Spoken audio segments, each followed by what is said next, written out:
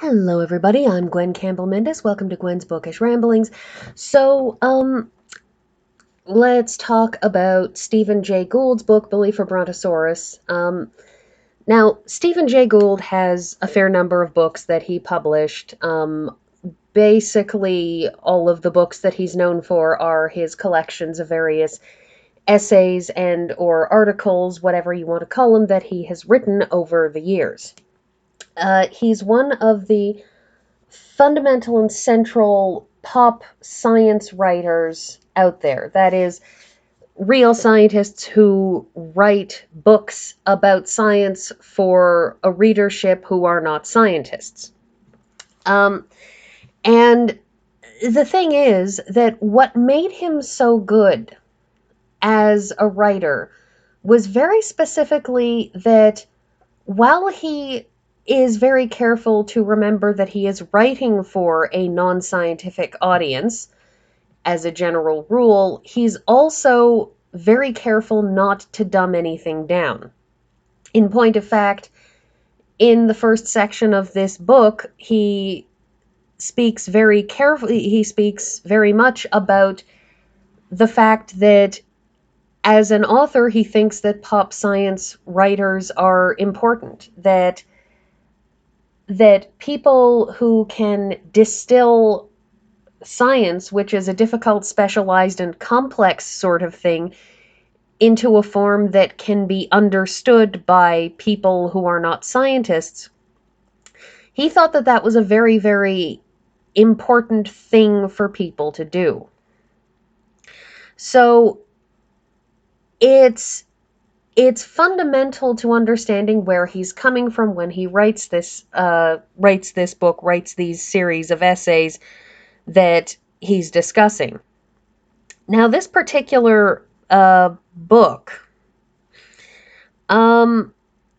he talks in the course of this about evolution itself, because he is a paleontologist. He was an evolutionary biologist, theorist, what have you. He's one of the people who created the theory of punctuated equilibrium, which is a theory of evolution that states that rather than all evolution being a single, slow, gradual course, what you have is periods where everything sort of stays the same, and then something happens and a bunch of things change. And that part of the reason the fossil record reflects far fewer transitional species than one would hope. Certainly there are many transitional species found. There is the traditional line on the horse, on whales, on human evolution. It's not that there aren't transitional species, but there are fewer than you would hope to find, precisely because evolution happens in these spurts of geological instance in time. That is, over the course of a million years, which is virtually nothing in terms of geological time. Well, not nothing, but, it's like a minute of geological time. That you have these changes that happen relatively suddenly in the grand scheme of things. So he talks about things like his first essay, George Canning's Left Buttock and the Origin of Species, is kind of about how chance plays a role in things, about how you can't necessarily predict things because everything that happens is contingent on a whole bunch of other things happening.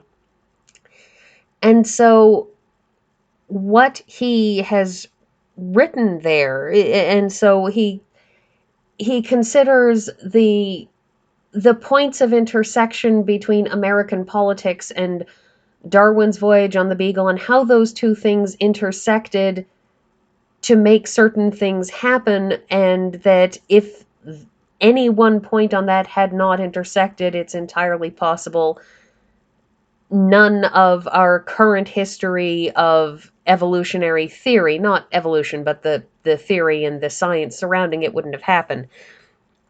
He talks about questions that are raised and asked by his readers, such as the male nipples and clitoral ripples, in which people are asking about effectively organs that do not have a practical purpose on one sex in a species.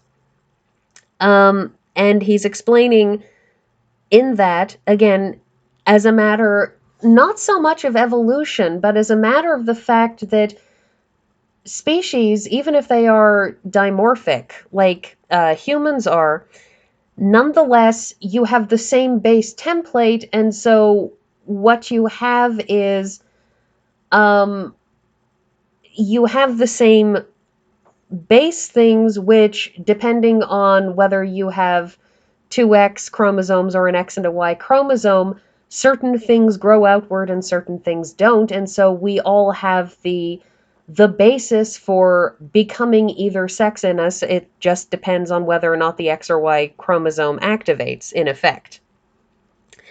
He talks about the problems in terms of textbooks, and the fact that textbooks are problematic for scientific education because people keep on copying and recopying, that they don't write new textbooks, they just copy the old ones and add pretty pictures.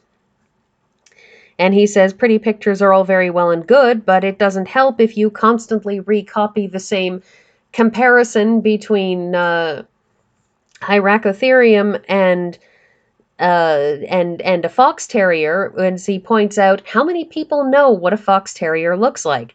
It's not a practical comparison if you don't know what they look like, because nobody then knows what that particular set of descriptions is actually describing. One of the things that he does several times is he does a discussion that, to an extent, it rehabilitates people that have been marginalized in the intellectual community in some way. He talks about a particular author, a particular Russian,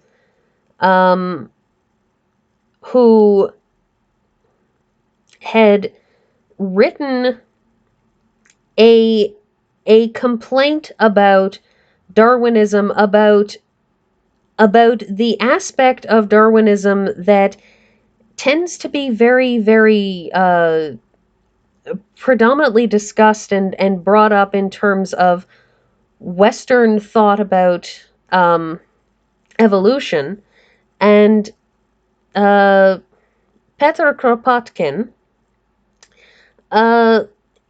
as a Russian, was echoing a particular line of Russian thought, because there's a lot in Darwin about survival of the fittest that leads people to think of it in terms of competition between two individuals, of, two male bighorn sheep bashing each other on the head until one of them collapses, about two animals killing each other in competition for scarce resources.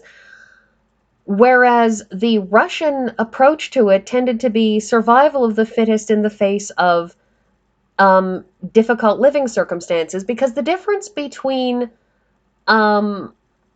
survival in some place like the British Isles, where the weather is fairly temperate, all things considered, where you don't have huge amounts of variety, where everything is super crowded, you have a lot of competition. If you go to some place like the tropics, you tend to have a lot of animals crunched together in a very small space, competing for various resources against each other.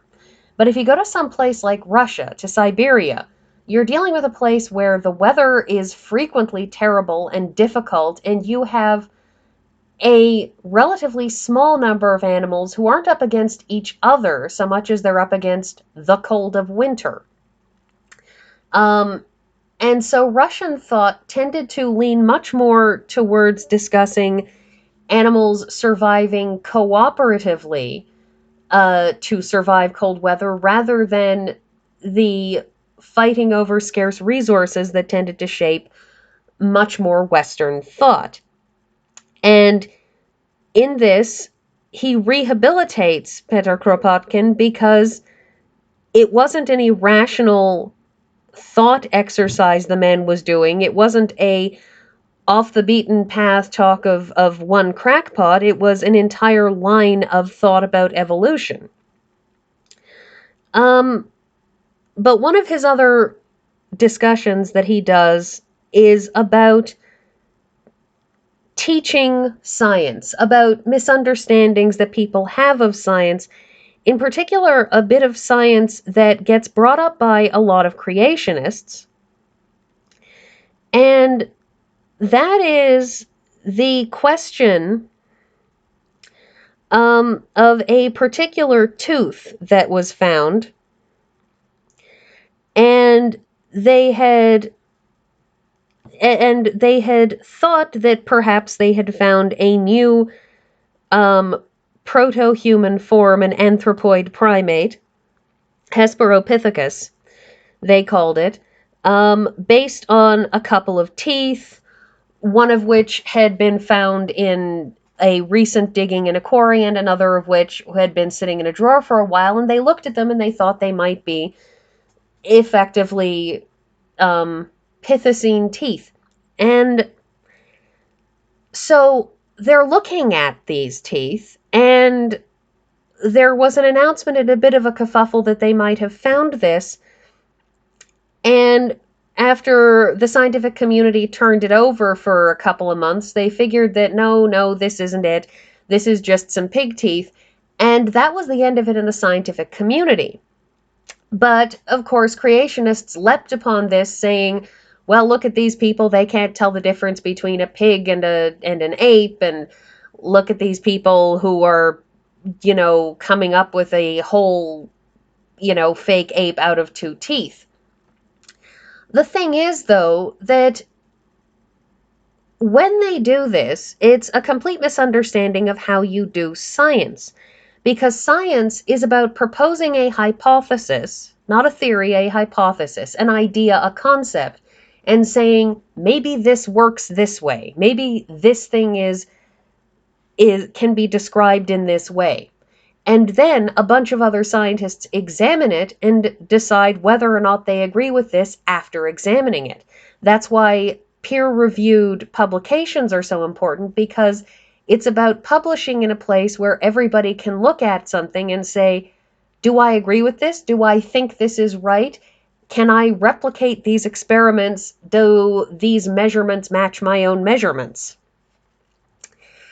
And it's a fundamental misunderstanding on the part of many people that science doesn't work by just sort of pointing at things and saying, well, I think this is it, and thus it is so. It's that science works by saying, maybe it works this way, and then everybody tests it. That's why we have scientific theories, because they are always eternally going to be theories. The theory of gravity has yet to be disproven, but it is always provisional on somebody discovering something new about gravity, which will force them to rewrite how gravity works. All theories are contingent on all of the evidence continuing to be consistent with the going theory. And so Stephen Jay Gould, it's an interesting book, as all of his books are, as he talks about theory and learning and history. And I was going to talk about the art on the cover, because the artist on the cover is the artist who did the work on the cover is actually one of the best known